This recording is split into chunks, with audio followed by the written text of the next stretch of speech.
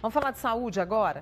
Diabesidade. Eu confesso a vocês que eu não conhecia muito esse termo, que é uma combinação perigosa para a saúde, porque junta duas doenças crônicas, a obesidade e o diabetes. E as consequências, a gente sabe, vão desde as físicas quanto também as emocionais. Para vocês terem uma ideia, de 80% a 95% das pessoas com diabetes tipo 2 são obesas. E aí nós convidamos a nutricionista Daniela Zuin, que está aqui com a gente para tratar desse tema. Por isso, muito obrigada, viu, Dani? Eu que agradeço, Mônica. Então, juntaram essas duas doenças e criaram esse termo até para alertar a sociedade, alertar o mundo diante da gravidade que se tem, né, em relação a isso. Sim, são duas pandemias que vêm crescendo bastante. É uma das consequências mais graves que hoje nós temos, hoje com as despesas que nós temos nas organizações de saúde mundial, né? E a obesidade, ela vem vindo, essa pandemia, esse boom devido ao estilo de vida e principalmente à alimentação das pessoas.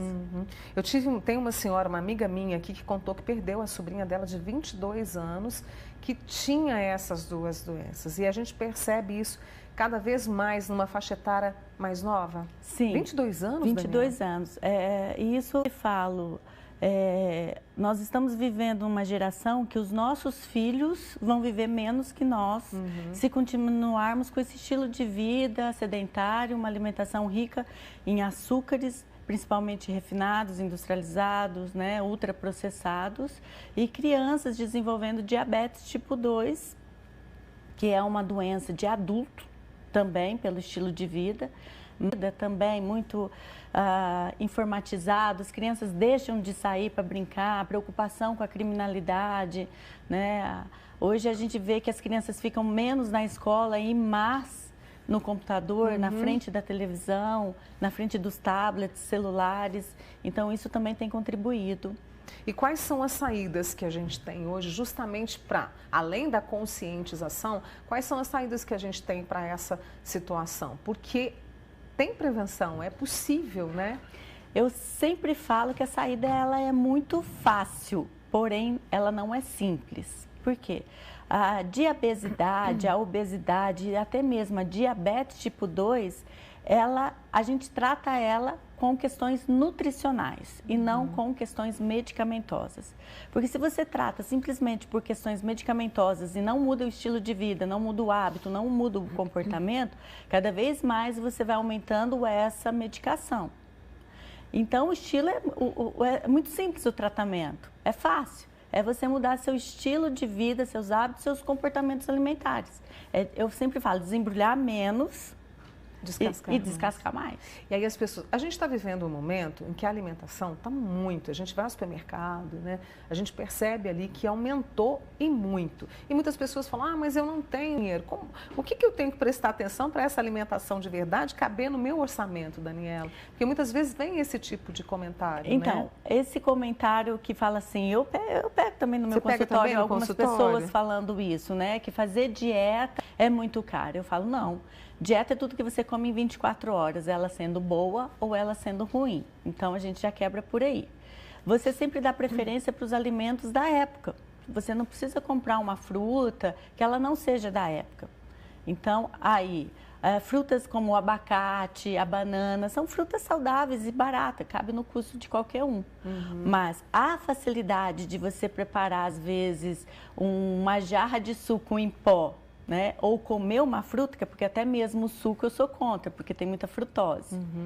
É muito mais complicado, é muito mais fácil você dar um pacote de bolacha para uma criança do que preparar uma refeição. Às vezes no estresse, na falta de tempo que nós estamos tendo hoje. Então a facilidade desses alimentos preparados são muito mais fáceis. É a comida básica do dia a dia. O ovo, né? O ovo, que é um alimento mais saudável do que o ovo e barato, cabe no orçamento de qualquer um. Por que é tão difícil, né? Difícil é que quando você muda hábitos e comportamentos que você constrói desde a infância, realmente mudar isso leva tempo. Hoje já tem estudos falando que em 21 dias você consegue mudar hábitos e comportamentos, mas isso você tem que fazer rotineiramente, até o cérebro entender que isso é automático, né? deixou de ser algo novo, porque tudo que é novo causa uma dor para o cérebro e ele não quer saber de dor, ele quer o conforto. O conforto. A gente tem essas duas situações, obesidade e diabetes, aí entram as questões metabólicas também, como por exemplo a questão da insulina, né? Queria que você explicasse um pouquinho. Diabetes, todo mundo se preocupa com... Quando você pensa em diabetes, você pensa em quê, Mônica? Glicemia.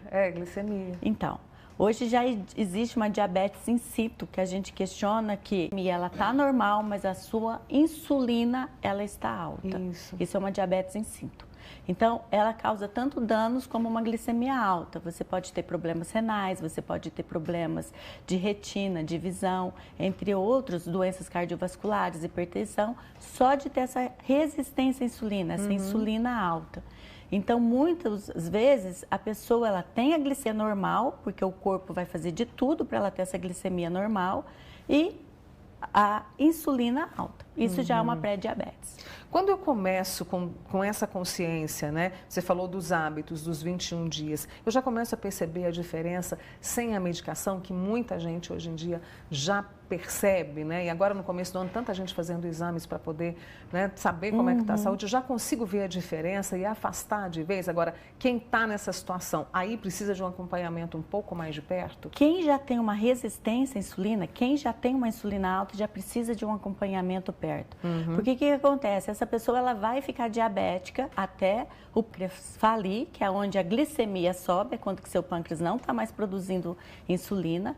Então, aqui eu já tenho uma diabetes in situ, que eu preciso de uma orientação para o quê? Mudar hábitos e comportamentos. Então, é sempre, estou fazendo um check-up, pede aí uma insulina basal, né? Porque a glicemia não é indicador de nada. Consegue trazer a remissão da diabetes, você ficar sem medicação, só com mudanças de hábitos e comportamentos. E aí, no caso, por exemplo, sintomas, é aquela questão de engordei demais, aí tenho ali muita sede. Eu sempre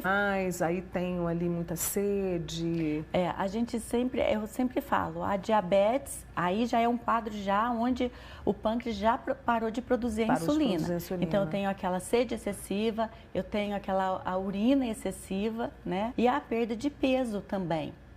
Agora, quando eu tenho a insulina alta, é aquele típica queixa dentro do consultório. Dani, eu estou fazendo tudo direitinho e não emagreço. Eu faço dieta e não emagreço. Porque a insulina alta, ela não te deixa emagrecer e ela vai te engordar.